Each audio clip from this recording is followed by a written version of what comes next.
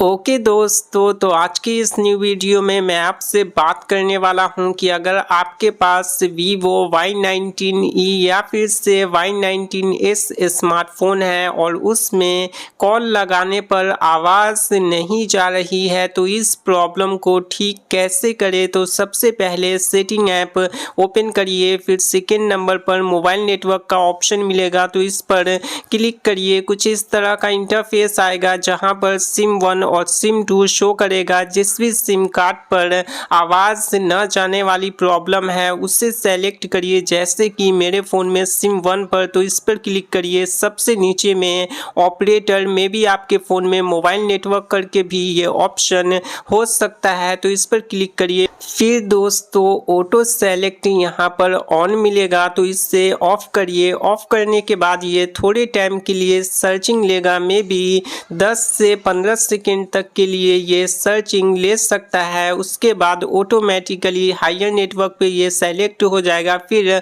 आपने जो auto select को ऑफ किया है तो इसे ऑन कर दीजिए। ऑन करने के बाद फ़ोन के पावर बटन को टैप करके होल्ड करिए। रीस्टार्ट और पावर ऑफ का ऑप्शन आएगा, तो फ़ोन को स्विच ऑफ करके ऑन करिए। जब फ़ोन ऑन हो जाएगा उसके बाद दोस्तों यहाँ पे कॉल लगाते टाइम जो आवाज़ से न जाने वाली प्रॉब्लम है वो सॉल्व हो जाएगी।